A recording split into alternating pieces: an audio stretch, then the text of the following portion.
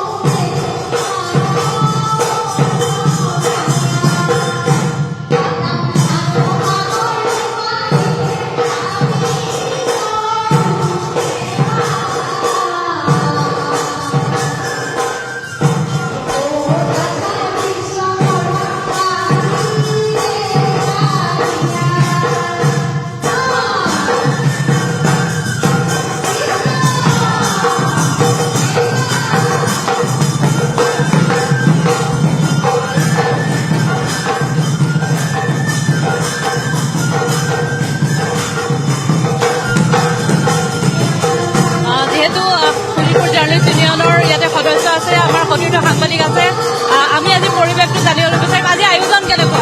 Sonitpur journalist ইউনিয়নৰ নৱনিৰ্মিত এই ভৱনত আজি বৰ্ণাঢ্য কাৰ্যসূচীৰে বিশ্বকৰ্মা পূজা অনুষ্ঠিত হৈছে আৰু এতিয়া নাম কীৰ্তন চলিয়ে আছে। খিচিৰি ভোগৰ আয়োজন কৰা হৈছে, পায়সৰ আয়োজন কৰা হৈছে আৰু পূজা অৰ্চনা হ'ব আৰু সন্ধিয়া ভাগত সাংস্কৃতিক অনুষ্ঠান হ'ব। আজি নৱনিৰ্মিত ভৱনত প্ৰথমবাৰলৈ আজি বিশ্বকৰ্মা পূজাৰ আয়োজন কেনেকুৱা? মনৰ অনুভৱটো ভালেই লাগিছে। সকলোকে পূজাৰ শুভেচ্ছা জনাইছোঁ আৰু শোণিতপুৰ জাৰ্ণালিষ্ট ইউনিয়নে প্ৰতি বছৰৰ নিচিনা গোটেই দিনে কাৰ্যসূচী আমাৰ পূজা ভাগ চলি থাকিব। হোম হ'ব, এতিয়া নাম চলি আছে, তাৰপিছত খিচিৰি ভোগ হৈ আছে, খিচিৰি খাই আমি ইমান দিনটো ব্যস্ত থাকোঁ। আজি আমি একেলগতে চবে পূজাটো উপভোগ কৰিম। এয়া হৈছে শোণিতপুৰ জাৰ্ণালিষ্ট ইউনিয়নৰ পৰিৱেশ। দিনজোৰা কাৰ্যসূচীৰে আজি পূজাৰ আয়োজন কৰা হৈছে।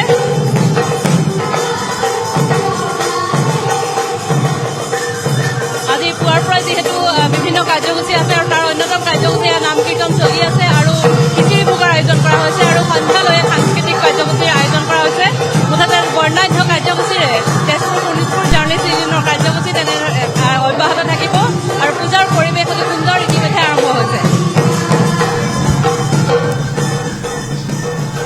আমি সংগীতা দেৱী আধ্যাত্মিক সেই পৰিৱেশটোলৈ আকৌ এবাৰ আপোনাৰ জৰিয়তে লৈ যাবলৈ চেষ্টা কৰিম। খুব সুন্দৰভাৱে তেওঁলোকে এই মুহূৰ্তত নাম প্ৰসংগ কৰি থকা দেখিবলৈ পোৱা গৈছে। সংগীতা দেৱী,